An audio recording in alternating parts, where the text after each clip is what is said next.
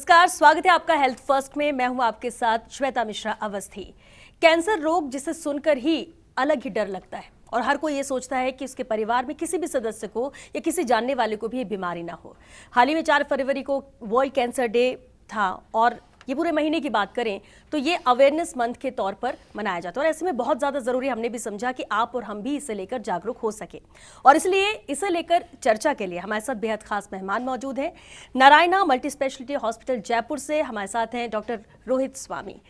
Sir, बहुत स्वागत है आपका। Thank you. नमस्कार सभी लोगों को। सबसे पहला सवाल तो यही कि भारत में हम अपने देश की बात करें तो महिलाओं और पुरुषों में सबसे ज़्यादा किस तरह का कैंसर पाया जाता है?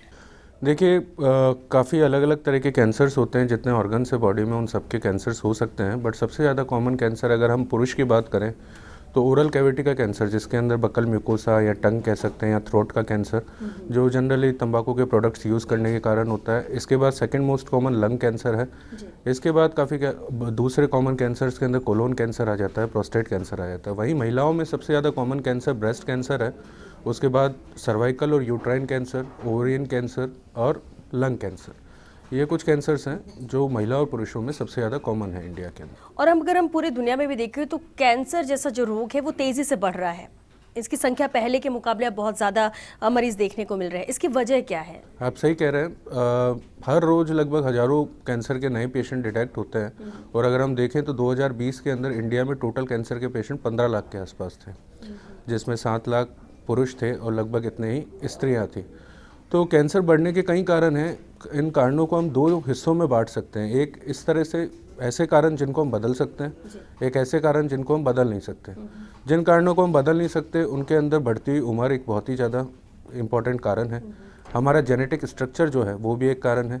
इसके अलावा जो पॉल्यूशन बढ़ रहा है, air pollution, water pollution, food के अंदर भी अडल्ट्रेशन हो रहा है, मिलावट हो रही है, बहुत ही ज़्यादा इंसेक्टिसाइड, पेस्टिसाइड और आर्टिफिशियल फर्टिलाइज़र यूज़ हो रही हैं। ये कुछ ऐसे कारण हैं जिनको हम बदल नहीं सकते, बट कुछ कारण जैसे कि तंबाकू का उपयोग ना करना, अल्कोहल का इंटेक बहुत ही लिमिटेड अमाउंट के अंदर करना, इसके अलावा अच्छी हेल्दी लाइफस्टाइल जीना, हेल्दी फूड रखना, फास्ट फूड कम करने और वेजिटेबल और फ्रूट की सर्विंग ज़्यादा हो। हेल्दी डाइट को हम इस तरह से कह सकते हैं कि पूरे दिन के अंदर कम से कम 5 ऐसी डिशेज़ हो जिनके अंदर हमारे रॉ फ्रूट और वेजिटेबल्स हो। रेड मीट का कंजप्शन हम कम करें और फ्राइड और सॉल्टेड फिशेज़ होती हैं, ये भी कारण होता है स्टमक और ईसोफेगस के कैंसर का। और साथ ही साथ व्यायाम करें, वज़न को कम रखें, जितनी कैलोरी का इंटेक हो उतनी कैलोरी हम जो है एक्सरसाइज करके उसको बराबर संतुलन में रखें। तो ये सारे कारण हैं जिनको हम बदल सकते हैं। यानी हम इसे बचाव के तौर पर देखें कि हम बचाव कर सकते हैं कि हमें ये बीमारी हो ही ना। हाँ, तो बचाव के लिए यही है कि दुर्व्यसन छोड़ना है, जैसे कि सिगरेट या तंबाकू को किसी भी रूप में हमें यूज़ ही नहीं करना है। इसके अलावा अल्कोहल का इंटेक कम करना है। इसके अलावा एक्सरसाइज करनी है, अपने वेट को रिड्यूस करना है और हेल्दी अपनी जो डाइट है उसको बिल्कुल जिसे बैलेंस डाइट बोलते हैं, जिसके अंदर फ्रूट्स और रॉ वेजिटेबल्स ज़्यादा हो, उनका यूज़ करना है। रेड मीट को कम करना है। ये सारे तरीके हैं जिनको अगर हम मॉडिफाई करें तो हमारे कैंसर होने के चांसेस काफ़ी कम हो जाते हैं, लगभग 20 से 30% कम हो जाए। अच्छा, और जब लोगों को ये कहा भी जाता है, मना किया जाता है कि आप स्मोक मत करो या कुछ, ये भी एक फैक्टर है इसको लेकर, तो उनका कहना है कि हम ज़्यादा नहीं करते हैं, हम तो ज़रा लाइट करते हैं। तो ये क्या ये एक बहाना ही है या फिर आप उसके फ्रिक्वेंसी को कम कर देते कि आप तेज़ी से उस ओर बढ़ रहे हो तो धीरे धीरे बढ़ोगे, लेकिन बढ़ोगे ज़रूर? देखिए, ऐसा होता है कि लाइट स्मोकिंग और हैवी स्मोकिंग कुछ भी नहीं होती। देयर इज़ नो डेफिनेशन कि आप इनको कैसे डिवाइड करेंगे। बट इवन सिगरेट का एक सिंगल पफ आपके जो हम लेते हैं, जिसे कश भी बोलते हैं हिंदी में, that can cause 60 different type of mutations through out और रेस्पिरेटरी ट्रैक्ट। हमारे पूरी सांस नली के अंदर 60 म्यूटेशन हो सकते हैं, जिनमें से कोई भी कैंसर का रूप ले सकता है। पर हमारा शरीर जो है उसको पूरी तरह से नॉर्मलाइज कर देता है, उन म्यूटेशंस वाले सेल्स को ख़त्म कर देता है ताकि कैंसर ना बने। But even a single cigarette can cause cancer. So smoking को कम्प्लीटली अवॉइड करना कैंसर से बचने का तरीका है। बिल्कुल। और अगर परिवार में किसी सदस्य को कैंसर है तो क्या दूसरे सदस्यों के लिए भी वो रिस्क बढ़ जाता है या इसका इससे कोई लेना देना नहीं? ये सिर्फ इंडिविजुअल पे डिपेंड करता है कि आपको ये रोग हुआ। तो देखिए, अगर परिवार में किसी को भी कैंसर होता है तो डिपेंड करता है कि वो फैमिलियल कैंसर है या फिर वो केवल उसी पेशेंट को हुआ कैंसर है। तो कुछ जीन्स होते हैं जिन्हें हम ट्यूमर सप्रेसर जीन्स बोलते हैं, जो ट्यूमर को होने से रोकते हैं, जो कैंसर को होने से रोकते हैं। जब ये जीन्स म्यूटेटेड होते हैं और फैमिली मेम्बर में, पेरेंट्स से बच्चों में और बच्चों से उनके बच्चों में जाते हैं तो फैमिलियल कैंसर का रिस्क होता है, जिसे हम फैमिलियल कैंसर सिंड्रोम बोलते हैं। जैसे कुछ ब्रेस्ट कैंसर जो केवल 5% ऑफ सारे ब्रेस्ट कैंसर, जितने भी ब्रेस्ट कैंसर होते हैं उसमें 5% ही फैमिलियल होते हैं। कुछ breast cancer, ovarian cancer, prostate cancer, बड़ी आंत का कैंसर, ये कुछ हो सकते हैं जो फैमिलियल कैंसर हो। पर अगर आपके पास फैमिलियल सिंड्रोम नहीं है, और इनको आसानी से पता किया जा सकता है, केवल ब्लड टेस्ट के थ्रू या सलाइवा के टेस्ट के थ्रू हम पता कर सकते हैं कि पेशेंट को फैमिलियल कैंसर है या नहीं।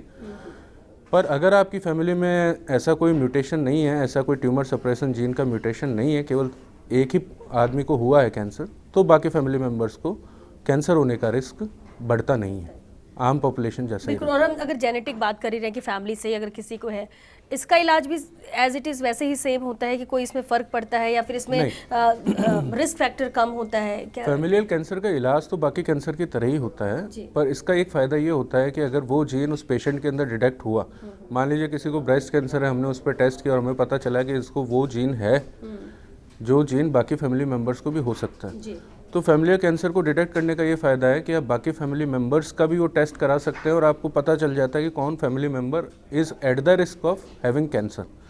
तो उसके लिए काफ़ी सारे प्रिवेंशन होते हैं, काफ़ी सारी सर्जरीज़ भी होती है, प्रिवेंटिव सर्जरीज़ जो पहले ही कर दी जाती है कैंसर को होने से पहले ही। तो जेनेटिक काउंसलिंग और prevention of cancer in other family member, इसका हम पता कर सकते हैं फैमिलियल कैंसर स्क्रीनिंग करके। और कैंसर का इलाज होता कैसे, इसका उपचार कैसे होता है? देखिए, कैंसर करने के पहले केवल 3 ही, कैंसर को सही करने के तरीके केवल 3 ही थे पहले, सर्जरी था, रेडियोथेरेपी और कीमोथेरेपी। अब वक्त के साथ और जैसे जैसे आधुनिक मेडिकल साइंस जो है आगे बढ़ती जा रही है, वैसे रेडिएशन की टेक्निक्स में भी काफ़ी सुधार आया है, सर्जरी में भी काफ़ी सुधार आया है, कीमोथेरेपी में भी काफ़ी सुधार आया है। इसके अलावा हमारे पास कई नई मॉडलिटीज़ आई है, जैसे कि इम्यूनोथेरेपी आया है, hormone therapy, targeted therapy, CAR T cell और बोन मेरो ट्रांसप्लांट की भी सही होने की दरें काफ़ी अच्छी बढ़ गई हैं। तो अब हमारे पास जो है, जैसा हम ये कह सकते हैं कि तरकश में काफ़ी हथियार आ गए हैं कैंसर से लड़ाई करने के लिए। तो ये ट्रीटमेंट के नए ऑप्शंस आ गए हैं, नए ऑप्शंस ये और बेहतर है क्या? इसमें दर्द कम और होता है, इफेक्टिव कैसे है। ये बेहतर है? हाँ, तो देखिए, कैंसर के ट्रीटमेंट से कभी भी दर्द नहीं होता है, दर्द कैंसर के कारण होता है। अब जिसको कैंसर होता है उसको डेफिनेटली दर्द होता है, और हम लोग ये एसोसिएट कर लेते हैं कि इसको कीमोथेरेपी लगी इसलिए दर्द हो रहा है या रेडिएशन लगी इसलिए दर्द हो रहा है। तो ये ट्रीटमेंट जो होते हैं ये ओरल थेरेपीज़ की तरह भी होता है, या फिर जो ग्लूकोज की बोतल के थ्रू जाता है जिसे इंट्रावेनस कहते हैं, इसके थ्रू भी ये ट्रीटमेंट होता है। बट इनका मैकेनिज्म ऑफ एक्शन जो है वो अलग है, इनके आउटकम्स जो हैं वो अलग हैं। जैसे कि इम्यूनोथेरेपी में ये कहते हैं कि स्टेज 4 का पेशेंट भी है अगर, तो ऐसे पेशेंट जो रेस्पॉन्स दिखा रहे हैं इम्यूनोथेरेपी से, ऐसे 100 पेशेंट में से 5 पेशेंट ऐसे भी होते हैं जो 5 साल के ऊपर भी आराम से सर्वाइव कर रहे हैं, स्टेज 4 का पेशेंट। तो that is a big achievement in field of oncology. और एक सवाल ये भी कि क्या कैंसर की बायोप्सी से या सर्जरी से ये और ज़्यादा बढ़ता या फैलता है, या सिर्फ ये भ्रांति नहीं, ये है? पूरी तरह से मिथ्या है। किसी भी कैंसर का इलाज बिना बायोप्सी के होता ही नहीं है, शुरू होता ही नहीं। कैंसर का इलाज शुरू करने से पहले आपको बायोप्सी करनी ज़रूरी है। अगर बायोप्सी में रिपोर्ट के अंदर कैंसर नहीं आता है तो आप कैंसर का इलाज कर ही नहीं सकते। तो बायोप्सी लेने से कभी भी कैंसर नहीं फैलता है, कैंसर फैलता है उसका इलाज ना कराने से। और सिमिलरली सर्जरी जो होती है वो एक ट्रीटमेंट मॉडलिटी होती है और क्यूरेटिव मॉडलिटी होती है। तो सर्जरी करने से काफ़ी सारे कैंसर जो होते हैं वो सही होते हैं, और सर्जरी करना जहाँ पे अनिवार्य है, जहाँ आपका ऑन्कोलॉजिस्ट बोलता है कि अनिवार्य है, तो कराना चाहिए, क्योंकि उससे कैंसर बढ़ने का कोई चांस नहीं होता। अच्छा, कोई भी बीमारी होती है तो डॉक्टर्स हमेशा ये कहते हैं कि सिम्टम्स वो पहले दिखाता है, सिम्टम्स से ही आप अगर वक्त रहते आप देख लो या डायग्नोस हो जाए तो उसका ट्रीटमेंट शुरू हो जाता है, तो वो 100% क्योर होता है। अगर हम कैंसर की बात करें, लेकिन इसके अविशेष लक्षण होते हैं, बहुत ऐसे नहीं है, क्या इसके एग्जैक्ट लक्षण जिससे लोग समझ सके या थोड़ा सा भी डाउट हो तो पहले ही डॉक्टर के पास पहुँच सके? ठीक, तो देखिए, कैंसर जैसे मैंने आपको बताया था, अलग अलग अंगों का अलग अलग कैंसर होता है, और इसी हिसाब से अंग के कैंसर के हिसाब से सिम्टम्स अलग अलग होते हैं। जैसे कि अगर मुंह के अंदर का ओरल कैविटी का, जैसे मुंह का कैंसर कहते हैं, तो हमें ऐसा छाला मिलेगा जो काफ़ी महीनों से भरा ही नहीं, ऐसा घाव हो सकता है जो काफ़ी महीनों से भर नहीं रहा है, तो उसकी हमें तुरंत बायोप्सी करानी चाहिए। ऐसे अगर टंग का कैंसर है, जीभ का कैंसर है, तो टंग के ऊपर कोई मांस आ जाएगा, या फिर टंग जो है उसमें भी ऐसा छाला हो जाए जो सही ना हो। थ्रोट कैंसर हो तो गले में दर्द, बोलने में दिक्कत, आवाज़ जो है उसका चेंज हो जाना। फेफड़ों का कैंसर हो तो खांसी आना, खांसी के अंदर खून आना। ब्रेस्ट कैंसर तो कोई ना कोई लंप होगा जो पेनलेस या पेनफुल दोनों हो सकता है। निपल से डिस्चार्ज होना, निपल का रिट्रैक्शन हो जाना। आँखों के अंदर सूजन आना, बाकी हड्डी और मांसपेशियों का अगर कैंसर है तो सूजन आएगी उस एरिया के अंदर। सिमिलरली अगर ईसोफेगस का कैंसर है तो खाना निगलने में दिक्कत आना, पेट का कैंसर है तो बार बार वॉमिटिंग आना, पेट दर्द होना, बड़ी आंत का कैंसर है तो कॉन्स्टिपेशन हो जाना। ऐसे अलग अलग अंग के कैंसर के अलग अलग सिम्टम्स होते और हैं। ये जो छोटे छोटे सिम्टम्स इसको नजरअंदाज नहीं कभी करना नहीं करना चाहिए। चाहिए। और मोस्टली ये लोग होता है कि अच्छा खाना खा लिया उल्टा सीधे इसलिए पेट में दर्द हो गया, कुछ रीजन लोग अपने मन से ही रीजन ले लेते हैं और उसके बाद उसको इग्नोर करते हैं, ज्यादातर ये तो होता उसे है। इग्नोर नहीं करना चाहिए। एटलीस्ट आपके प्राइमरी फिजिशियन को तो उसको दिखाएं। आप ऑन्कोलॉजिस्ट को नहीं दिखाना चाहते क्योंकि वैसे ये टर्म सुन के सबको डर लगता है कि भाई ऑन्कोलॉजिस्ट को क्यों दिखाना है। तो एटलीस्ट आप कोई सिम्टम आए तो फिजिशियन को दिखाइए, he will diagnose and he will then send it to oncologist. और कैंसर शब्द सुनकर ही डर लगता है। इसके बाद जब किसी का डायग्नोस होता है, ये तो फर्स्ट स्टेज है, सेकंड स्टेज है, तो थोड़ा सा एक्सपेक्टेशन होती है कि नहीं ये ठीक हो जाएंगे। लेकिन जब फोर्थ स्टेज की बात होती है तो एक माइंड में एक चीज़ आती है कि अब बचना मुश्किल है, बचाना मुश्किल है। तो क्या फोर्थ स्टेज पर अगर कोई डायग्नोस होता है तो उसका इलाज होना चाहिए या इलाज ही नहीं कराना चाहिए? ये भी लोग सवाल उठाते हैं। डेफिनेटली ये लोगों का क्वेश्चन होता है कि स्टेज 4 है, ऑन्कोलॉजिस्ट भी यही कहेगा कि हाँ साहब इलाज पूरी तरह से नहीं है संभव, पूरी तरह से पेशेंट क्योर नहीं हो सकता। बट स्टेज 4 का भी पेशेंट हो और किसी भी कैंसर का पेशेंट हो और अगर आप उसका इलाज करेंगे तो पेशेंट को बेनिफिट होगा ही होगा। बेनिफिट इसके अंदर हम दो तरह से कर सकते हैं पेशेंट का। एक तो पेशेंट का सर्वाइवल बढ़ा सकते हैं, उसकी उम्र लंबी कर सकते हैं। दूसरा, जितना सर्वाइवल बढ़ेगा वो बेस्ट क्वालिटी ऑफ लाइफ के साथ हो। ये दो मकसद होते हैं स्टेज 4 के कैंसर के पेशेंट का ट्रीटमेंट करने के लिए। और चाहे वो लंग्स का कैंसर हो, चाहे वो हेड एंड नेक का कैंसर, ओरल कैविटी का कैंसर, कहीं का भी फैला हुआ कैंसर हो स्टेज 4 का, अगर हम उसका इलाज करेंगे, सही तरीके से करेंगे तो उसकी उम्र बढ़ेगी और अच्छी क्वालिटी ऑफ लाइफ उसको मिलेगी। और कुछ स्टेज 4 के कैंसर्स तो ऐसे होते हैं जिन कैंसर्स के साथ ही पेशेंट केवल ओरल दवाइयाँ खाते हुए पूरी लाइफ निकाल देता है। तो स्टेज 4 सुन के, लाइलाज बीमारी सुन के घबराना नहीं है। और जैसा मैंने आपको इम्यूनोथेरेपी का बताया, ऐसे incurable cases lung cancer stage 4 उनमें भी कुछ, हालांकि बहुत ही छोटी परसेंटेज है, पर कुछ पेशेंट जो हैं वो 5 साल के आगे भी जा रहे हैं। तो कुछ भी हो सकता है यार, कुछ भी हो सकता है। हम ये माइंड नहीं सेट कर सकते कि नहीं ये फोर्थ स्टेज है तो बचना मुश्किल है। और फिर मॉडर्न साइंस जो है दैट इज इवॉल्विंग, हर दिन नए जो हैं इन्वेंशंस हो रहे हैं और क्या पता एक दिन ऐसा इन्वेंशन भी आ जाए कि स्टेज 4 पूरी तरह से क्योर हो जाए। अब आपने ट्रीटमेंट करके उसको 3 साल तक लिया ही नहीं तो उस इंटरवेंशन की तरफ आप जा ही नहीं पाओ। बिल्कुल। डॉक्टर रोहित, बहुत सारे ऐसे सवाल जो कैंसर को लेकर हमारे दर्शक भी जानना चाहते हैं, खासतौर से बच्चों में भी कैंसर पाया जा रहा है। इस पर भी हम चर्चा आगे जारी रखेंगे। फिलहाल एक छोटे से ब्रेक के लिए यहाँ रुकेंगे, जल्द लौटेंगे इस ब्रेक के बाद। आप बने रहिए हमारे साथ।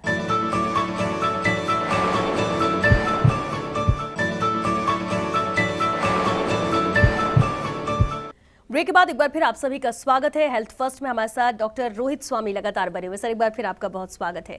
ब्रेक में जाने से पहले हम बात भी कर रहे थे कैंसर कितने प्रकार के होते हैं, कैसे इसके लक्षण को पहचाना जाए, लेकिन क्या कैंसर बच्चों में भी आम है? क्या लक्षण बच्चों में देखे जाते हैं और कितना % पहले से अब में फ़र्क आया है बच्चों में कैंसर होने का? तो देखिए, बच्चों की बात अगर हम करें तो बच्चों का कैंसर बड़ों के कैंसर से डिफरेंट होता है। रीज़न ये होता है कि बच्चों में कभी दुर्व्यसन नहीं होते, ना कभी टोबैको का कोई इनको होता है और ना कभी कोई अल्कोहल का इनको किसी तरह का कोई सामना होता है।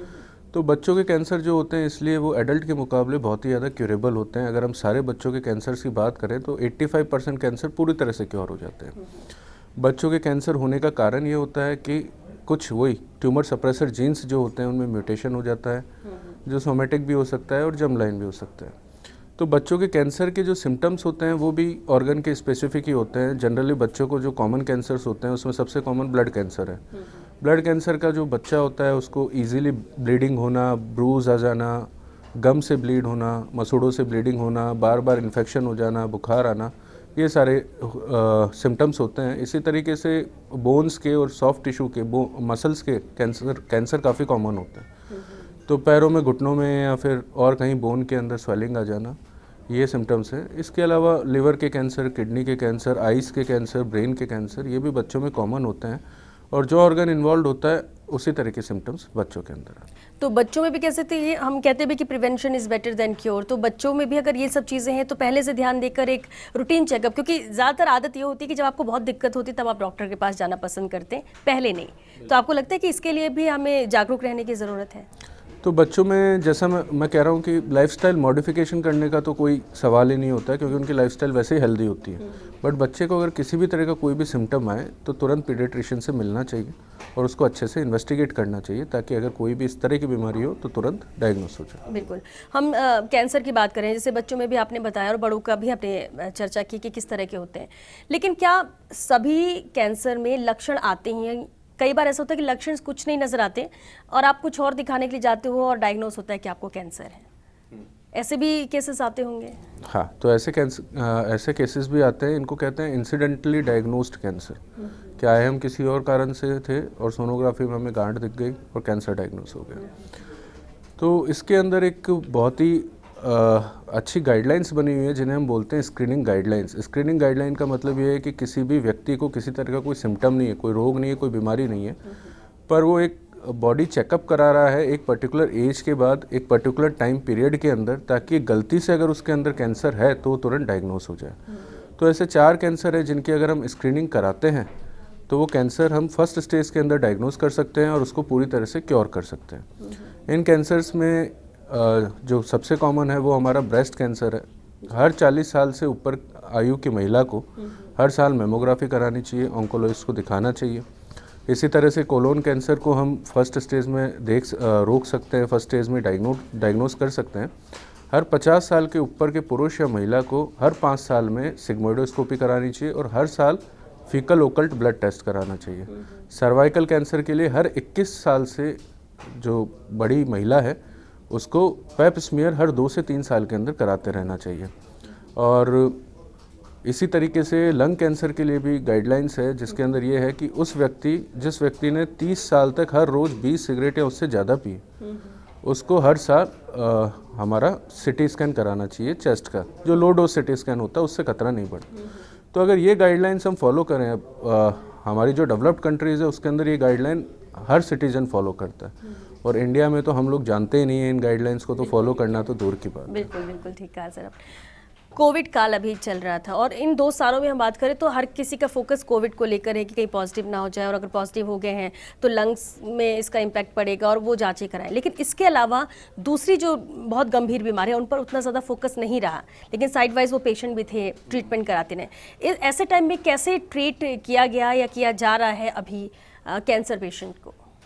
तो देखिए, कोविड काल में जिस पेशेंट का ट्रीटमेंट बहुत ही ज़्यादा ज़रूरी है, जैसे कि जो पेशेंट क्यूरेबल है, स्टेज 1 से स्टेज 3 का पेशेंट है, पूरी तरह से क्योर हो जाएगा, और हमने डिले किया तो कहीं वो स्टेज 4 में ना कन्वर्ट हो जाए, उन पेशेंट का तो ड्यूरिंग कोविड भी हमें ट्रीटमेंट करना ही है।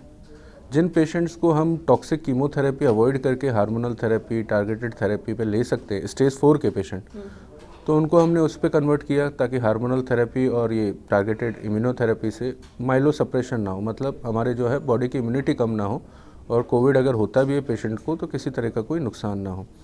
ऐसे ही जो पेशेंट फॉलोअप पे थे, जिनका इलाज पूरा हो गया है पर 5 साल फॉलोअप करना होता है रेगुलरली, ताकि वापस से अगर डिजीज़ आई है तो तुरंत पकड़ ली जाए, उसको सही कर दिया जाए। तो ऐसे पेशेंट्स का फॉलोअप का टाइम का इंटरवल हमने बढ़ा दिया कि भाई अभी कोविड चल रहा है तो अभी 3 महीने मत आओ, आप 6 महीने बाद या 1 साल बाद आके दिखाओ। इसके अलावा हमेशा ये जो वीडियो कंसल्टेशन है, टेली कंसल्टेशन है, इससे भी हमने पेशेंट को पूरी मदद देने की कोशिश की है। और कोविड वैक्सीन को लेके भी पेशेंट्स को, अटेंडेंट्स को ये रहता है कि सब कीमोथेरेपी के दौरान कोविड वैक्सीन ले सकते हैं, नहीं ले सकते। तो डेफिनेटली आप कोविड की वैक्सीन ले सकते हैं, विद कीमोथेरेपी भी ले सकते हैं। कुछ बहुत ही स्ट्रॉन्ग कीमोथेरेपी होती है जैसे कि बोन मैरो ट्रांसप्लांट, उस समय कोविड वैक्सीन लेने का कोई फायदा नहीं है क्योंकि वो काम नहीं करेगी। बाकी नॉर्मल कीमोथेरेपीज में कोविड वैक्सीन तो अभी भी ले जैसे सकते हैं। वैक्सीन और बूस्टर डोज जैसे लग रही है कि बराबर लगवानी है, तो आप उसमें कोई ऐसा फर्क नहीं आएगा, कोई दिक्कत नहीं आएगी? नहीं, उसमें कोई दिक्कत नहीं। एज फैक्टर भी मैटर करता है कैंसर के ट्रीटमेंट को लेकर? कैंसर के ट्रीटमेंट जो होता है वो डेफिनेटली सबसे ज़्यादा मैटर करता है कि कैंसर कौन सा है, कौन से ऑर्गन का है। एज मैटर का फ़ायदा ये है कि जो 15 साल से छोटे बच्चों को कैंसर होता है वो हाईली क्यूरेबल होता है। उसके कई रीजंस ये होते हैं कि एक तो बच्चों के अंदर कीमोथेरेपी और ट्रीटमेंट के जो साइड इफ़ेक्ट है उसको टॉलरेट करने की क्षमता एडल्ट के मुकाबले काफ़ी ज़्यादा होती है। कीमोथेरेपी बच्चों में उतने साइड इफ़ेक्ट नहीं लाती जितनी एडल्ट्स के अंदर लाती है, तो बच्चे उसे अच्छे से टॉलरेट करते हैं, उनका ट्रीटमेंट सही इंटरवल पे होता है, फुल डोज के अंदर होता है, और वो पूरी तरह से सही हो जाता है। दूसरा ये होता है कि बच्चों के अंदर जिस म्यूटेशन के कारण कैंसर होता है वो उनके अंदर अपने आप ही डेवलप हुआ है, ड्यूरिंग द सेल डिवीज़न एक सेल जो है उसके अंदर म्यूटेशन हो गया और उसने बाद में कैंसर का रूप ले लिया। और एडल्ट के अंदर ये म्यूटेशन हुआ है क्योंकि उन्होंने धूम्रपान किया या फिर अल्कोहल का ज़्यादा सेवन किया या फिर तंबाकू का यूज़ किया। तो ऐसे म्यूटेशन जो दुर्व्यसनों के कारण होते हैं वो पूरी तरह से सही होने में, वैसे कैंसर्स का पूरा तरह से सही होना बहुत मुश्किल होता है।